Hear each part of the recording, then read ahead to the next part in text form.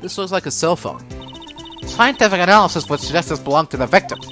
I can't think of anyone else it could belong to. What's so scientific about that? Should we check it out? Yeah.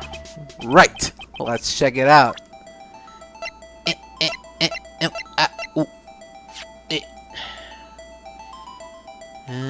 How do you open this thing again? Oh, here we go. This phone's still on the redial screen. Redial? Mr. Wright. Most phones keep a record of all the calls you've made or received. You just press the blue button to display the last number you called. Convenient, isn't it? I'm surprised you didn't know about it. Sorry to disappoint you, but even I know about things like redial. Huh? Oh, I'm sorry. It's just, you never know with people from your generation. Whatever. Let's check this phone out. Press the redial button. Beep. Now to see who the owner of this phone called last. Note to self, a defense attorney doesn't think first, he just pushes the button. Whatever.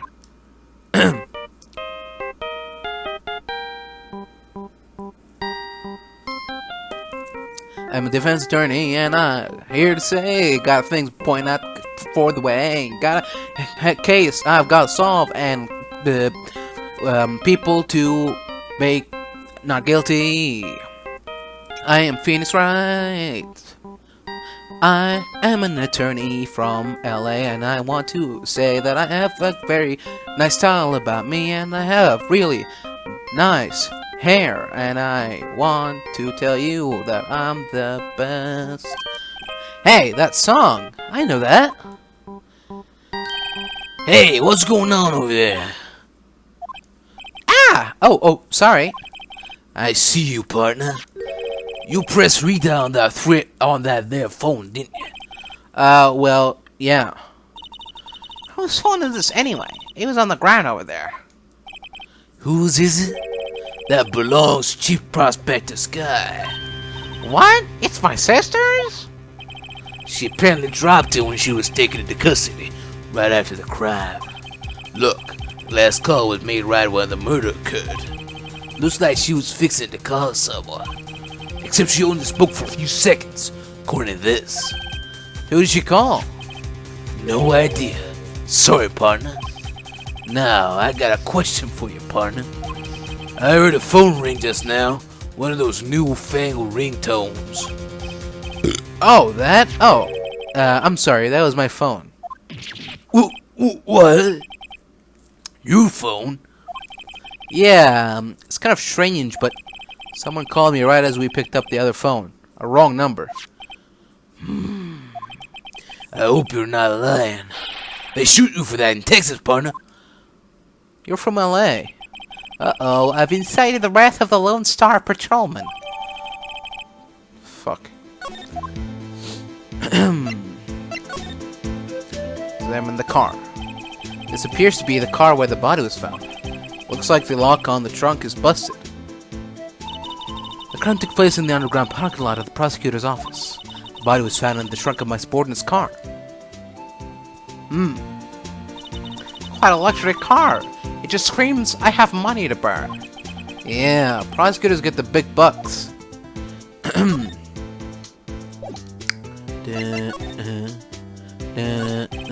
Officer Marshall, could you tell us more about the victim? Good men always die young. Remember that, partner. Could you be a little more specific? Bruce Goodman. He was a detective, right? Well, aren't you a feisty doggy there now? Detective Goodman was stabbed here at 5:15. Smiling Madonna told me to tell. I think he means a witness, Miss Angel Starr. One stabbed at the chest. Fine piece of work. This here's the autopsy report. Alright, thanks. Was my sister involved with the victim in any way? Funny you should mention that, Bambina. Chief Prospector Sky and Detective Goodman had nothing in common at all. Nothing in common? They apparently worked together on a case a few years back. So, there's no motive. Goodman was a particularly gifted detective. That's one reason why he didn't do much work with the chief prospector. But my sister called the victim here on the day of the murder, right? Here, to this parking lot? So it seems, like calling an unarmed man to a shootout at high noon. Uh-huh. So, there's no connection between Detective Goodman and my sister? That's correct, but there's a gold mine of evidence against her. And the prospector tomorrow is none other than Edgeworth himself. I'm afraid your sister's fate is decided, Bambina. Many condolences. Officer Marshall! Yeah, Bambina? How can you say that? You and my sister, you're... Is there something between this cop and her sister that I don't know about? I apologize, Bambina. Something must have gotten to me.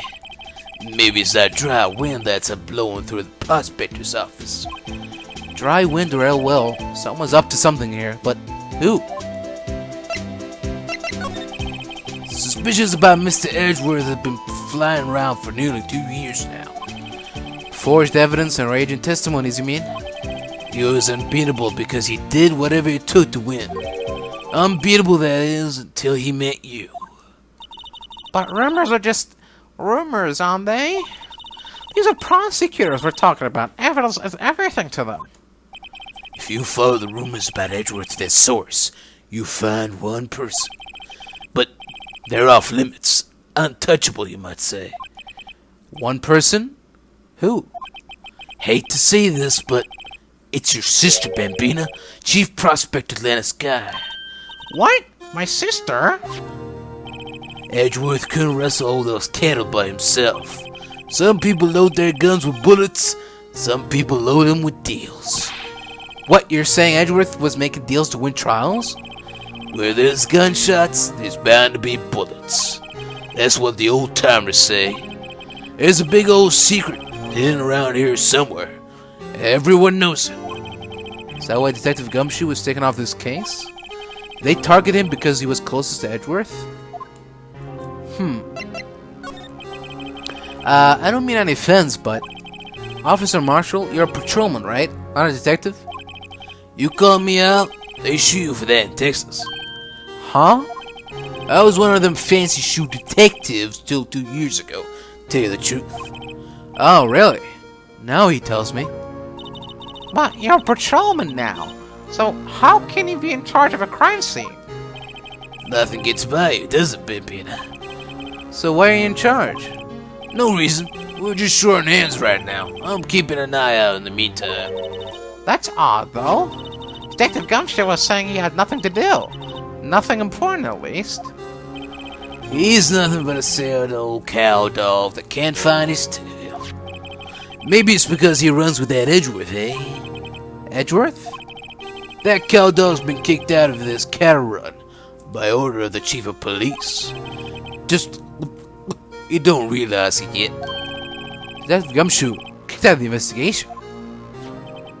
What's this? Looks like a note of some sort. Look, something is writing on it. You're right. Let's see. 67S122. There's a name printed on the paper about that. Goodman. Maybe it fell out of his pocket when he was killed. Well, so? What does it say? What does it mean, Mr. Wright? How am I supposed to know? Note to self. For detective reasoning, go to Edgeworth, not Wright. I'm sure Edgeworth wouldn't know what this means either. God. So, well, how are you doing, Mr. Wright? I guess we've got some clues. We have an autopsy report, a note from the victim, and a cell phone. So, you think we'll be okay? Well, the only thing still bothering me is that Lana's confessing to the crime. He says she did it. No problem. I can guarantee that she's not the criminal. Oh, by the way, Emma. Yes? I know that song your phone plays when it rings. What? Hey, I am an attorney, and I want... It's a Steel Samurai theme song, isn't it? That popular TV show? For kids? Are you a kid, huh? You fucking child!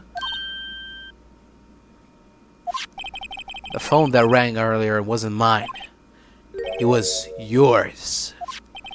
At 5:18, just after the murder took place, your sister called you, didn't she, Emma? Didn't she? Tell me the truth. I'm sorry. Can you tell me what you talked about? She hung up right away. I see. The detective is murdered, and the suspect is the top prosecutor in the district. I've got a bad feeling about this. Like, maybe I still don't know everything that went on here. To be continued.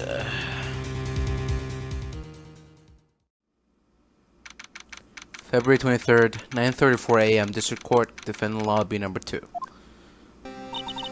How did the investigation go yesterday, Mr. Wright?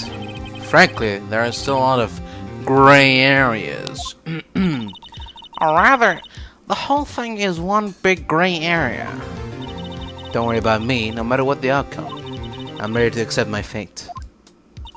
I believe in you, sis. Mr. Wright, let me offer you a word of advice. Yes, a defense attorney should never believe their client. Defendant is called to trial because they are suspected of wrongdoing. Never forget that. Miss Guy, you remind me a lot of Mia. But there's one decisive difference between you and her. And that is, you're not a defense attorney. I believe it's almost time for the trial. Good luck, Mr. Wright. My first trial without a Faye helping me. No one's gonna bail me out this time. I'll be alone in there. So I have to discover the truth all by myself. Let's do it, Mr. Wright. I'll be with you the whole way.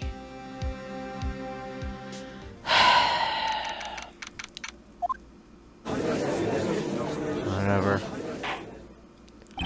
Court is now in session for the trial of Miss Lana Sky. The defense is ready, Your Honor. The prosecution has been ready for a while, Your Honor. Edgeworth.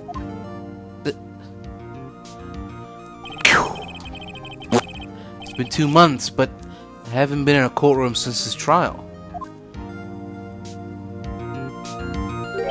I hope that personal feelings will not be a part of the proceedings today, Mr. Wright. I will choose the path I think is right, regardless of what those around me might say. The judgment to be made here is in our hands, not those of anyone else. Very well, Mr. Edgeworth. Your opening statement, please. Chief Prosecutor Lana Sky has committed an unpardonable crime. Not only this, but she was rash enough to commit it in the prosecutor's office lot. Wow, he's much more forceful in person. I suddenly feel like confessing to everything. However, she will now pay for her rashness with her life. There was a witness to her crime. A professional witness. Well then, call your first witness, Mr. Edgeworth. The prosecution calls its first witness, Miss Angel Starr, to the stand. The cough-up queen. Excuse me. Haven't I seen you somewhere? You ordered the caviar lunch, right? Oh, caviar? I've never eaten caviar before. The judge is really wolfing it down.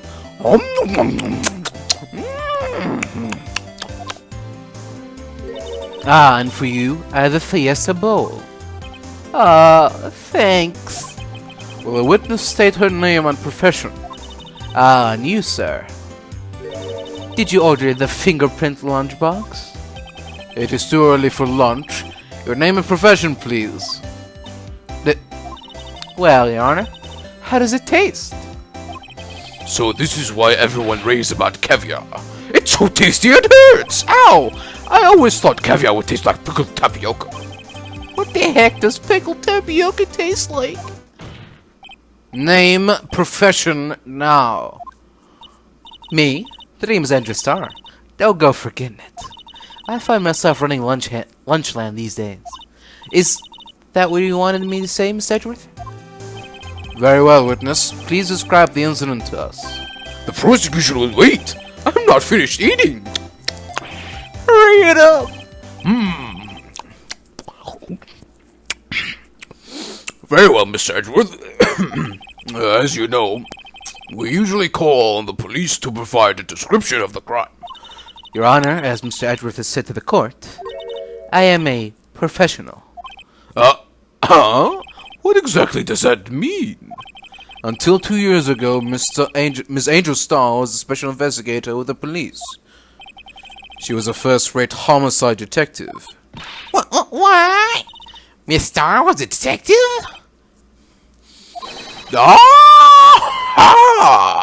I know who you are. Cough up. Cough up Queen Angel Starr, Your Honor. Long time no see. Very well. You may continue with the description, Miss Starr. Just who is this lady? Lady! If I might have the court attention over here.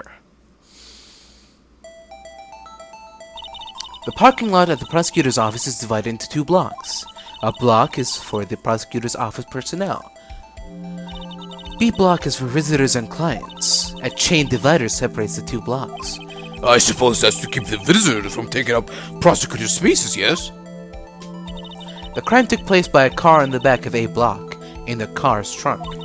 A killer stabbed the victim with this knife and went to drive the body out. Unfortunately for her, there was a witness, and an arrest was made on the spot. And who was this valiant witness? Why, it was me, Your Honor. Witness, did you see the very moment of the crime? Of course, Your Honor. Immediately after that, I apprehended the chief prosecutor. It seems rather cut and dry, doesn't it? Well, Mr. Wright? I can't agree on principle, Your Honor. It seems that some poor losers are unwilling to accept the truth, Your Honor. Shall I proceed to crush what little hope they have remaining? If you can, then give them your worst, Miss Starr. Wait, are they talking about me? Oh boy. I'm really fucked now.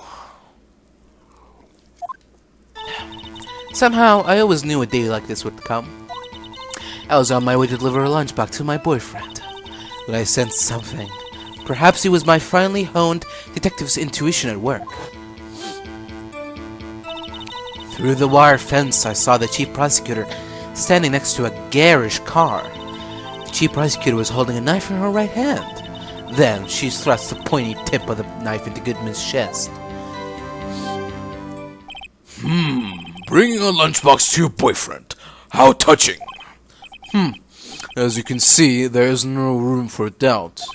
The key point of your testimony seems to be nothing other than the point of the knife which you saw being stabbed to Detective Goodman. So, how does it feel to be so utterly crushed?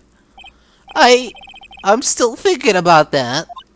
It's merely a flesh wound, Mr. Wright. Very well, Mr. Wright. You may cross-examine the witness. Okay. Alright. Somehow, I always knew a day like this would come. How did you know? I respect the prosecutor's basic abhorrence of crime. Yet their methods are ugly and twisted. Twisted methods will always lead to tragedy. The lunch lady's uninformed opinion is duly noted. Given that they are used to erasing inconvenient evidence at their whim, killing off a detective that knew too much is merely an extension of that. Miss Starr, do you have something personal against prosecutors? I felt that I had found my dream job when I became an investigator. And if I hadn't been laid off by those prosecutors over there, I'd still be one. Laid off? She was fired. To me, prosecutors are nothing more than worms. That said, I am a pro, as you know. My testimony is unbiased and flawless. Very well. You may continue, Miss Starr. I was on my way to deliver a lunchbox to my boyfriend. Which one? This boyfriend is a detective? Not that boyfriend, the security guard. That boyfriend? Several? Yes, this boyfriend, that boyfriend, and the other boyfriend. Care to join? The yet another boyfriend position is still open for applicants. I'll stick with lunches, thanks. Note to self, the judge had to think before applying. The security guard room is in the lot in A block. It's up on the second level, so you can see everything from there. That will be the room with the security sign. Incidentally, did you bring your lunchboxes by car? Since I'm a visitor now, I parked in B block. So, she was in B block when she witnessed a crime. When I sensed something, perhaps it was my finally owned detective's intuition at work. You sense something? So you're saying that you're some sort of Spider-Man or something? You're saying you had a premonition of the murder? It felt like... how would you say... oh yes. It was like the feeling you get when you view a pumpkin chock full of seeds. I have no idea what that means. Speaking of a detective's intuition, wasn't the victim, Mr. Bruce Goodman, also a detective? Yes, well, he was like a young cheese. Young cheese? A pale white cheese, not yet tangy with experience on the streets. A greenhorn. Then it must be hard, yellowed, and sharp as a tack. Yeah, with the odor of an old cheese to match. In any case, there, in the lot, I felt something stirring in the back of my mind. Through the wired fence, I saw the chief prosecutor standing next to a garish car. By garish car, you mean... Mr. Edgeworth's car, yes. But Mr. Edgeworth? Incidentally, the knife with which the victim was stabbed was also Mr. Edgeworth's. Wasn't it? But indeed it was. What an odd case this is. And the person you saw, you're sure it was the defendant? I saw her for no further than 30 feet away. I am certain it was her. If she's telling the truth, we're doomed. Let's just do what we can. Even if we don't have any proof, we can always nitpick. Your Honor, I would like to nitpick her testimony. In your testimony, you clearly stated the following. Prosecutors are nothing more than worms. Ergo, you are a biased witness. You might want to keep those silly opinions to yourself in the future, Rookie. Huh? Rookie? Unless you're willing to risk the consequences of doubting me? Huh. I'll fry you like a fritter. Crispy on the outside, chewy on the inside. That was inspiring. I believe I've heard that tagline elsewhere. You could cry plagiarism? I may be relegated to the lowly post of lunch lady, but my instincts are honed. A photograph? You took this? The moment I witnessed a crime, my reflexes took over and snap, I took a picture. In fact, one of my lunchboxes is rigged with a camera. I suppose that's more exciting than just hanging around your neck.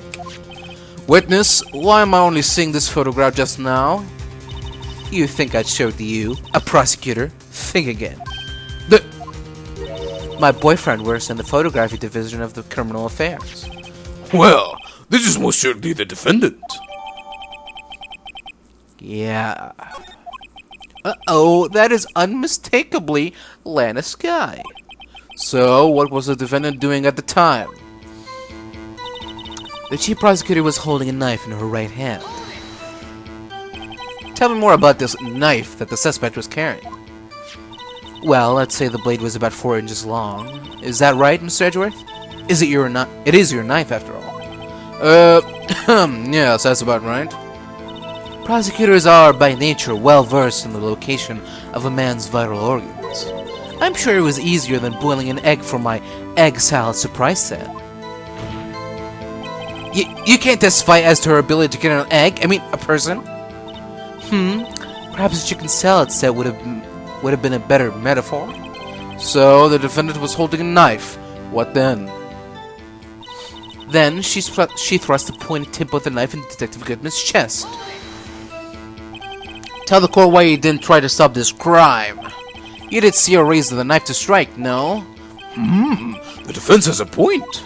Unfortunately, by the time I realized what was going on, it was already too late. Too late? Yes. The next moment, the chief prosecutor brought down the murder weapon. Wazam! I see. It's only a flesh wound, Mr. Wright. We can make it. You said that before. Anything else? Scientifically speaking, Miss Starr's testimony is flawless. Sounds pretty fatal to me. Oof. What do we do? Is this it? Is my sister guilty? Let's just keep our heads cool and press the witness a bit, shall we? For some reason, having her panicking next to me makes me calmer. Don't smile like that! Alright, I think I know what's going on. There's something strange here. You talk about her holding a knife in her hand, but this photo clearly doesn't show a knife. And you witnessed this? You saw Miss Guy stab the victim with the knife? As I've already said, yes. I swear it on my finest salmon swirl lunch. I'm sure that is a fine lunch. But isn't that odd? Look at this photograph. This is the photograph you took at the very moment of the crime, is it not? Then why is Miss Guy not holding a knife? Yeah. Mr. Edgeworth, your thoughts? No objection. That had to be the weakest objection ever, Edgeworth. Yet it was still stronger than you have a feeble mind, Mr. Wright. What do you mean, Mr. Edgeworth? This photograph was not taken the moment before the stabbing. This was taken the moment after the stabbing. Whoa, and how can you tell that? Blood splatter. Huh? See the dark crimson stains on the chief prosecutor's coat? But it's a black and white photograph. Ah, yes, it's hard to tell, but this could be blood. Well, Mr. Wright, I see no problem here. No problem, except you. Mr. Wright, are you going to just sit there and take that kind of abuse? Arg! You got a better idea? Yeah, sure, why not? Wait, that contradicts what the witness said in her testimony. Namely, that she took the picture the moment she witnessed the crime. Well, it seems I was slightly unclear. My apologies.